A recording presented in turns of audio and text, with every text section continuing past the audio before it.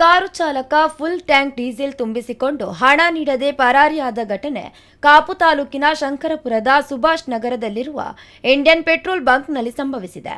ಮೂವರು ಯುವಕರು ಸುಭಾಷ್ ನಗರದಲ್ಲಿರುವ ಇಂಡಿಯನ್ ಪೆಟ್ರೋಲ್ ಬಂಕ್ಗೆ ಬಿಳಿ ಬಣ್ಣದ ಫೋರ್ಡ್ ಎಕೋ ಸ್ಪೋರ್ಟ್ಸ್ ಕಾರ್ನಲ್ಲಿ ಆಗಮಿಸಿ ಫುಲ್ ಟ್ಯಾಂಕ್ ಡೀಸೆಲ್ ತುಂಬಿಸುವಂತೆ ಸಿಬ್ಬಂದಿಗೆ ತಿಳಿಸಿದ್ದಾರೆ.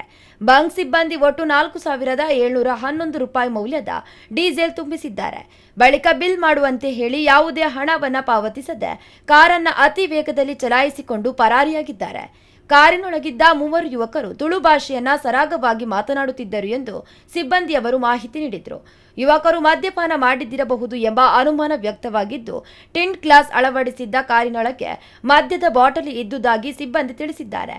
ಈ ವೇಳೆ ಸಿಸಿಟಿವಿ ದೃಶ್ಯಗಳಲ್ಲಿ ಕಾರಿನ ನೋಂದಣಿ ಸಂಖ್ಯೆ ಸ್ಪಷ್ಟವಾಗಿ ಕಾಣಿಸದೆ ವಾಹನದ ಗುರುತು ಪತ್ತೆ ಹಚ್ಚಲು ಪೊಲೀಸರು ತನಿಖೆಯನ್ನ ಮುಂದುವರೆಸಿದ್ದಾರೆ. ಈ ಕುರಿತು ಪೆಟ್ರೋಲ್ ಬಂಕ್ ಸಿಬ್ಬಂದಿ ಶಿರ್ವ ಪೊಲೀಸ್ ಠಾಣೆಗೆ ದೂರು ನೀಡಿದ್ದು, ಪೊಲೀಸರು ಪ್ರಕರಣವನ್ನು ದಾಖಲಿಸಿಕೊಂಡು ತನಿಖೆಯನ್ನ ಕೈಗೊಂಡಿದ್ದಾರೆ.